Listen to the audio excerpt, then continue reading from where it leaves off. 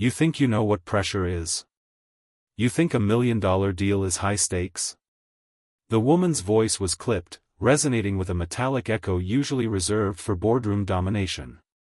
She wasn't in a boardroom now, she was sitting on a chipped, wooden bench, dressed in a tailored suit that looked profoundly out of place.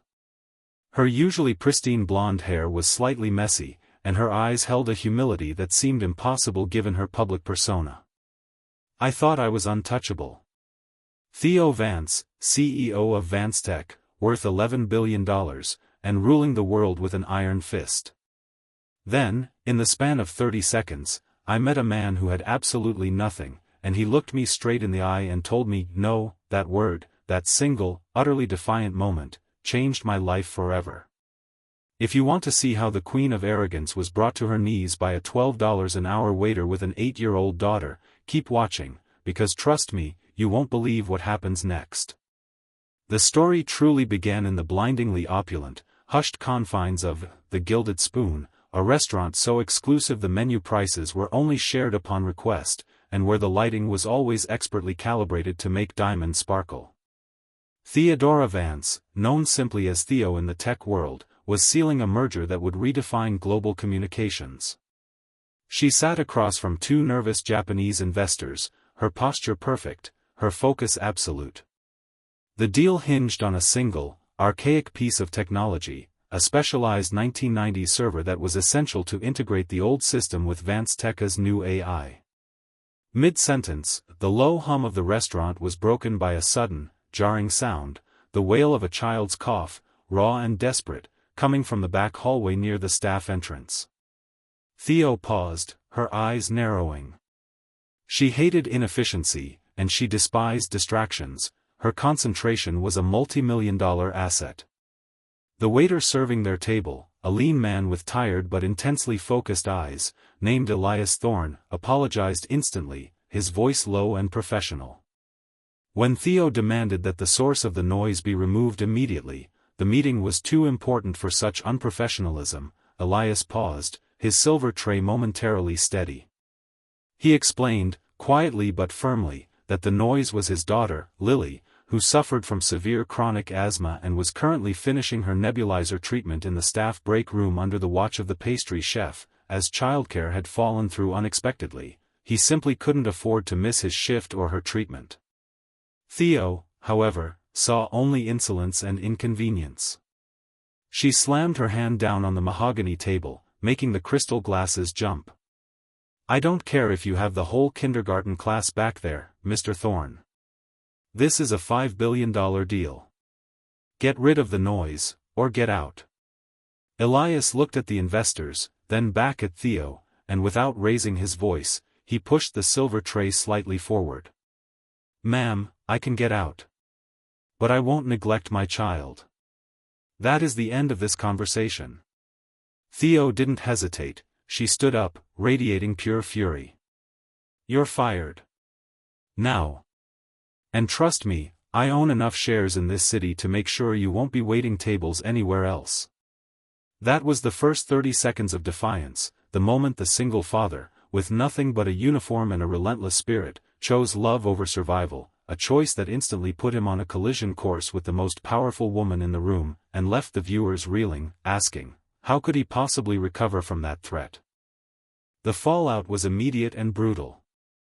Theo called the restaurant owner immediately, leveraging her considerable influence not just to ensure Elias was officially blacklisted from all major dining establishments in the city, but also to make sure his reputation was tarnished, a public display designed to remind the world that crossing Theo Vance had consequences. Elias, packing up his meager belongings and rushing back to check on Lily, felt the cold weight of despair. He knew Theo Vance wasn't bluffing, his fragile financial stability, which relied entirely on tips and long hours, had just been obliterated. Lily, pale and small, looked up at him with wide, concerned eyes, sensing the tension, and Elias forced a smile, promising her they would figure it out, even as the walls seemed to close in. His primary concern wasn't his career, it was the crippling cost of Lily's new specialized medication, which was due in 2 weeks and represented every penny he had managed to squirrel away. However, fate, driven by archaic technology, intervened swiftly. 2 days later, Theo was facing a major internal crisis. The specialized 1990s server, the very piece of hardware essential to the merger, had failed catastrophically. It wasn't just old, it was bespoke, requiring specialized knowledge to repair, knowledge that the hundreds of high-paid engineers at Vanstech simply didn't possess. The server ran on a proprietary language almost entirely forgotten by the modern tech world, and the merger deadline was looming, threatening to dissolve the entire deal if the data couldn't be retrieved and transferred. Desperate, Theo's chief operating officer presented a grim report, naming one solitary individual in the entire metropolitan area who possessed the niche expertise, Elias Thorne, the very waiter Theo had publicly destroyed, who ran a microscopic, almost anonymous side hustle fixing vintage computer systems to supplement his server income. Theo was livid, pacing her glass-walled office overlooking the city. The universe was playing a cruel joke, forcing her to rely on the one man who had openly defied her. She swallowed her pride, a painful, bitter experience, and sent a formal request, not an apology, but a cold, transactional offer for a massive consulting fee. Elias received the email while attempting to sell his beloved but aging car to cover the medication bill. He read the offer, an astronomical hourly rate, more than he made in 2 months waiting tables, all to fix the one piece of equipment that held Theo's billion-dollar deal hostage. He felt a surge of triumph, instantly tempered by the memory of the cruel blacklisting. He accepted immediately, but on his own terms. All communication would be through secure channels, and payment would be upfront for the first week, a non-negotiable term for a man who had been unjustly fired. Theo, knowing she had no other choice, conceded, thus beginning the most awkward and potentially volatile professional relationship of her life. The irony was suffocating, the arrogant billionaire was now tethered to the fearless waiter. The forced proximity of their consulting period began to erode Theo's carefully constructed walls. Elias arrived at Vanstech not in a suit, but in clean, practical work clothes, carrying a battered toolbox filled with ancient, obscure instruments. He was meticulous, efficient, and utterly professional, refusing to rise to any of Theo's veiled insults or demands for faster progress. He worked late into the night, quietly, sometimes having to rush off exactly at 7 p.m. to relieve Lily's caregiver, prompting Theo to witness firsthand the relentless double life he led. One afternoon, during a crucial consultation, Lily's caregiver called in a panic. Lily had experienced a severe, sudden asthma attack exacerbated by a chest cold and had been rushed to the emergency room. Elias froze, his face draining of color. He looked at the half-finished code on the screen, the key to the server fix, then at Theo. He didn't ask permission, he simply packed his laptop and said, "I have to go. This is an emergency. I will work remotely from the hospital waiting room if necessary." Theo, completely unnerved by the sight of true, panicked human vulnerability, made an impulsive decision. She called her private security team, instructed them to drive Elias to the hospital instantly, and demanded they keep her updated. She didn't understand the sudden pang of empathy, she only knew that watching him crumple under the fear of losing his child was more terrifying than any failed business deal. Later that night, alone in her office, she received the update. Lily was stable but required an overnight stay, and the new medication was absolutely critical. Theo looked up the medication cost, a staggering, horrifying sum that put Elias's former desperation into sharp context. The next major challenge came when the financial safety net snapped entirely, introducing the second, more crushing cliffhanger. Elias, working from Lily's bedside, discovered that the small bank account holding the funds for Lily's medication had been drained by a sophisticated phishing scam. He was financially ruined, the savings he had worked 3 years for vanished, and the necessary treatment was now impossibly out of reach. When he returned to Vanstech, he was physically and emotionally exhausted, struggling to focus on the complex code. Theo, observing his unraveling, finally lowered her defenses, seeking him out in the quiet server room. She didn't offer sympathy, she offered a solution, framed in the only language she understood: control. Thorne, I know what happened. I'm offering you an unsecured loan, 3 times the amount you lost, enough to cover Lily's treatment and stabilize your situation. In exchange, you sign a 3-month exclusive contract as a specialized consultant. I need you focused and available, without the disruption of last-minute child emergencies. You give me 3 months of your complete, undivided professional attention. It was a classic Theo move, charity disguised as a demanding business transaction, trading financial security for personal freedom. Elias looked at the contract, a lifeline dangling over an abyss, but the clause demanding his undivided attention felt like a betrayal of his primary commitment. He pushed the contract back. I'll take the loan, Theo, as a fully documented liability with interest, but I will not sign this contract. My daughter is not of a disruption. I will finish your server, and I will be professional, but if Lily needs me, I walk. My integrity isn't for sale, even at this price. Theo stared at the man who had just refused hundreds of thousands of dollars to maintain the freedom to be a father, realizing that his fearlessness wasn't aggression, but the unbreakable armor of a man whose priorities were perfectly clear. She agreed to the loan, stunned, and thus committed herself to a deeper, more personal investment in Elias's life than she ever intended, making their relationship less about fixing a server and more about a complicated, high-stakes moral dilemma. The viewers were left wondering how Theo, who only understood controlling every variable, would cope with this unpredictable force of nature. As the server project neared completion, Theo found herself spending less time commanding and more time observing.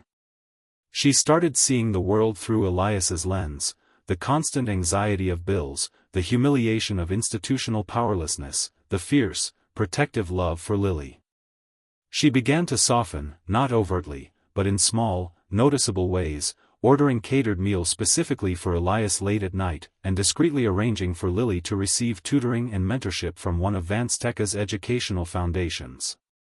She was starting to realize that the life she lived, defined by sterile perfection and immense wealth, was empty compared to the rich, messy reality of Elias's struggle.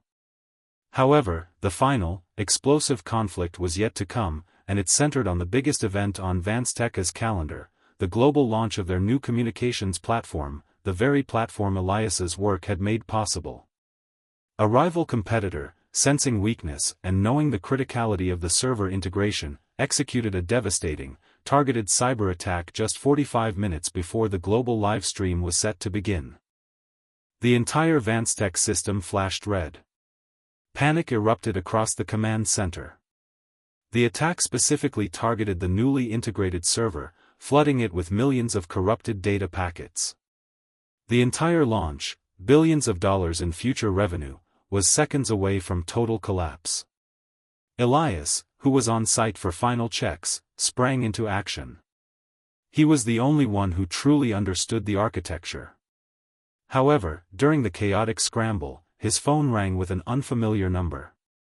It was the hospital. Lily's condition had suddenly worsened, requiring an immediate, unexpected minor surgery to correct a blockage. The surgeon required Elias's verbal consent and immediate presence to confirm the procedure.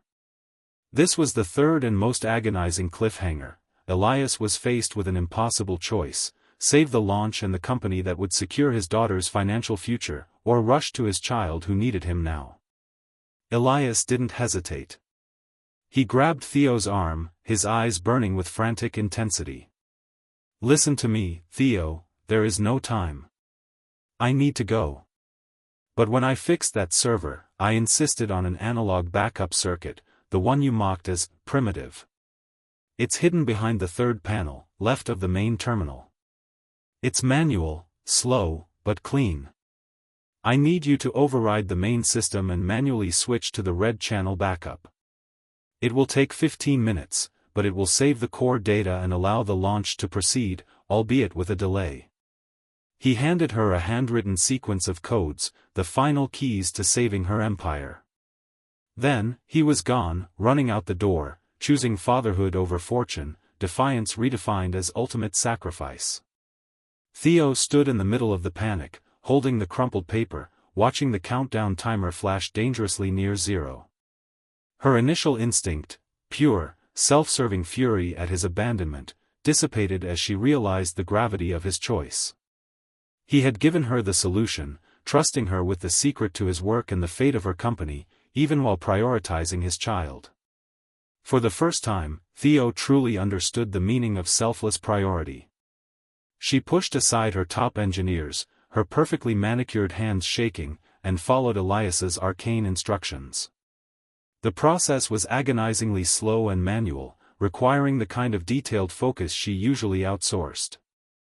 But 15 minutes later, sweat dripping from her brow, the system stabilized, switching seamlessly to the primitive red channel. The launch proceeded, slightly delayed but perfectly executed.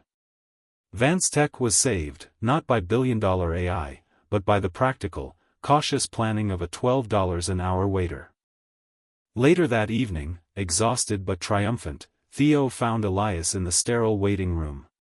She didn't mention the launch success, the stock surge, or the rival's humiliation.